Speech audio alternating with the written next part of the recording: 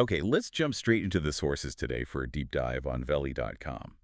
You might have seen their ads. It's this really sleek-looking site. They sell high-tech stuff, digital hearing aids, smart rings, these AI voice recorders, and the big draw. These huge discounts advertised everywhere. Mm. Like a hearing aid, they say, was $199. Now it's $149. Looks professional, takes online payments, promises fast, free delivery. It all sounds pretty good. Right. Okay, let's unpack this a bit. The site is definitely built to look trustworthy right off the bat. Good design, those big price cuts, it pulls you in.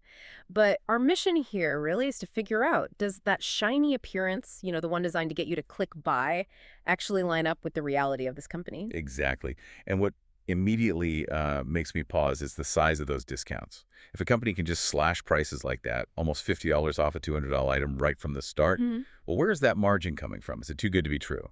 And our research suggests, well, the picture isn't great, starting with just basic transparency. Yeah, it's fascinating, actually. There's almost a complete lack of corporate info. Yeah. You look at their About Us section, it's incredibly vague, like zero specifics about who founded the company, where they're physically based, or any real history. This isn't just, keeping things private. It feels more like they're actively hiding who they are. Hmm. And another thing, try finding reviews anywhere else, outside of Veli.com itself. Almost nothing. For a site that seems to want to project popularity, pushing all these discounted gadgets, that silence online is pretty loud.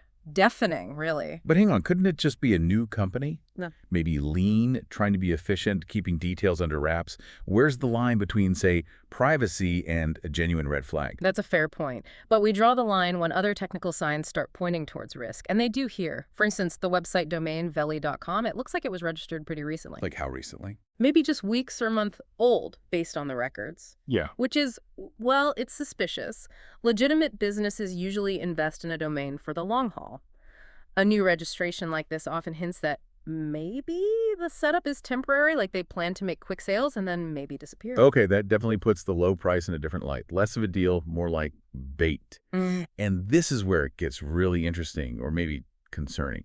Users who actually went ahead and bought something. We found reports mentioning really bad experiences, things like super long shipping delays, waiting weeks, even months, or worse, getting products that just weren't what they ordered. Completely wrong items. Yeah, the reports are pretty stark. One person mentioned waiting, I think it was 3 months.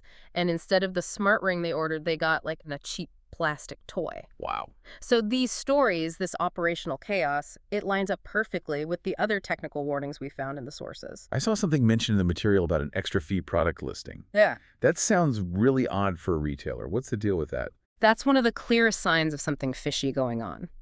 This extra fee thing, it seems to force buyers to pay some kind of unexplained surcharge after they think they've agreed on the price for basic stuff that should be included. It's like a hidden fee. Exactly, like a hidden tax they spring on you. The legitimate online stores just don't do that, ever. And notice also the lack of really basic trust symbols, like visible SSL seals, the padlock icon, things that show the site is secure for payments. Right. If you don't see those third-party certifications, it means they haven't even bothered with the basic encryption needed to properly protect your payment details. Okay, so putting this all together, what does this mean for you listening right now who maybe saw that ad and thought, wow, great deal on that gadget?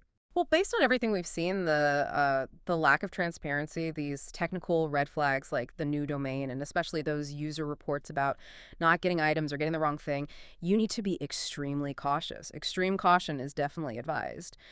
While we can't definitively label it a scam without, absolute proof, the risks are just very high.